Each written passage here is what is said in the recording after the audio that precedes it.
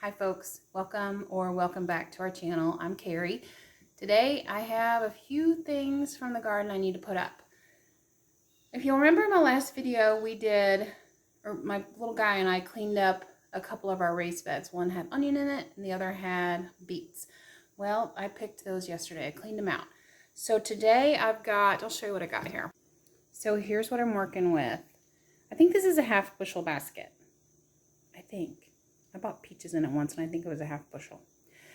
Anyhow, so some of them are good size, some of them are smaller. As you can see, same with the, onions and beets are the same. Some are good size, some of them are small. My plan is to pickle the beets today in pint jars and to chop up and freeze the onion. So I'm going to separate them and start rinsing and get these beets on to boil.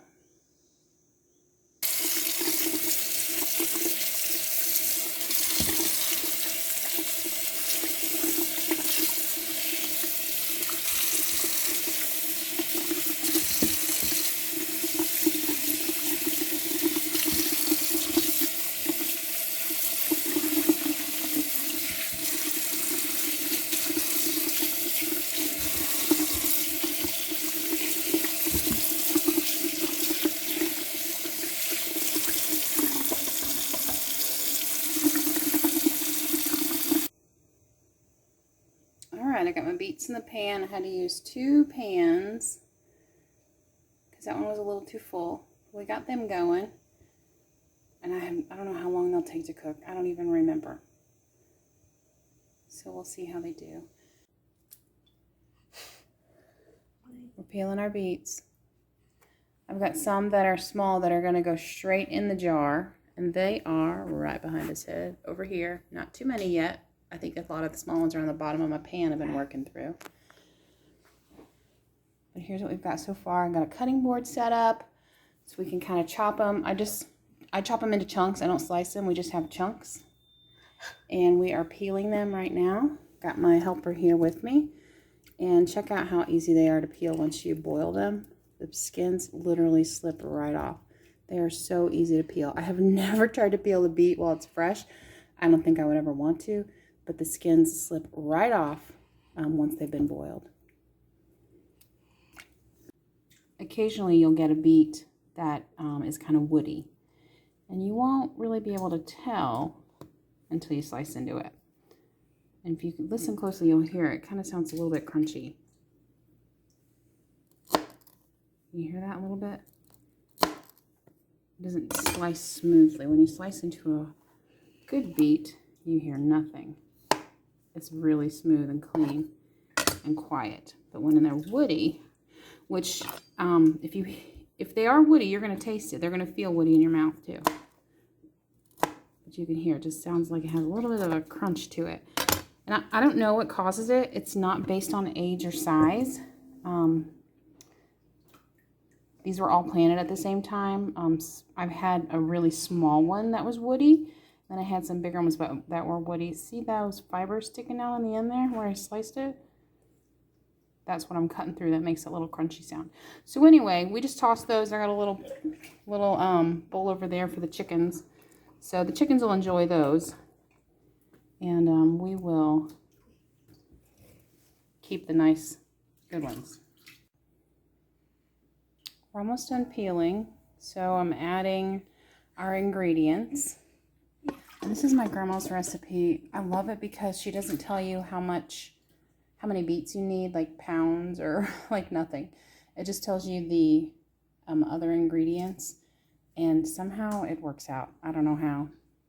Maybe inherently I somehow I plant the same mess of beets that she would have planted. I don't know. It's weird. But anyway, take sugar, and then there's cinnamon, clove, and allspice in there. And then we add water and apple cider vinegar and then put it on to cook. It boils for 10 minutes and then we process in a boiling water bath canner. So we are on our way. Yay.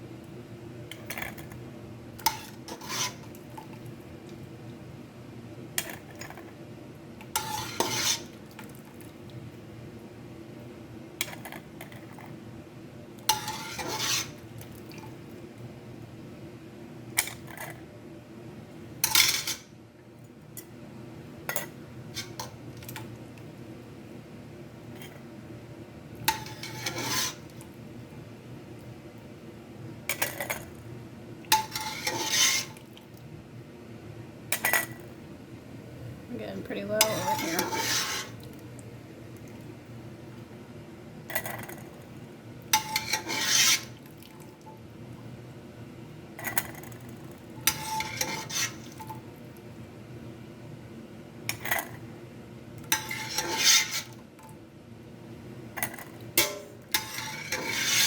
For once, I think I have the right number of jars out and ready to go.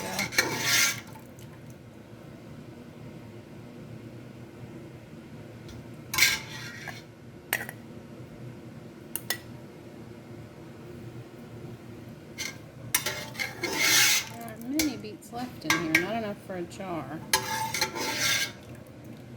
But I do have a few. Everybody always needs an extra one or two.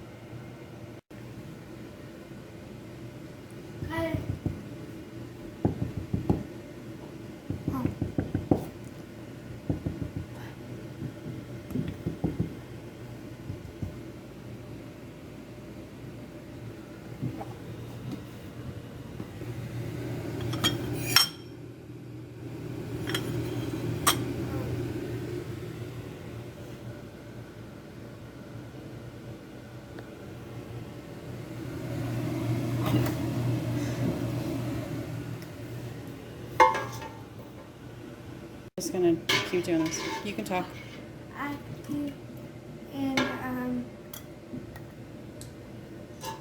You put on deodorant?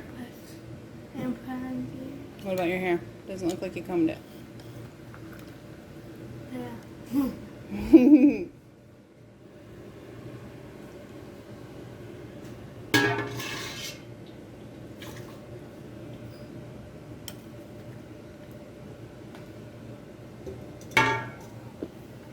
Do it. Yes, you can. Here's our last jar. We have just a smidge of our syrup left over, whatever you want to call it. I think I might have to get a little spoon. I think I might have 1 or 2 jars that are a little high. And what I usually do is just spoon out of the high ones and spoon it into the ones that are a little low. This one might be a smidge low. And then we'll wipe the rims and put our flats and our lids on. Our flats and our rings, that's what we call them. And we'll get them in the water bath. My grandma's recipe says it takes 15 minutes, so that's what's next. And a tip for your water bath canner. If you have hard water, even if you don't have hard water, this can still help. Add some white vinegar to your water bath, to your water. I just pour on a glug or two. You know, a couple tablespoons, maybe a 1/4 cup. It just helps to help your jars. It just helps your jars come out cleaner instead of having, like, sometimes they'll have like a white looking film on them. That's from hard water. So if there's some vinegar in there, that'll help keep them clean when they come out. Put all 8 in here. Just gonna wait for it to come up to a rolling boil. Then we'll put our timer on for 15 minutes.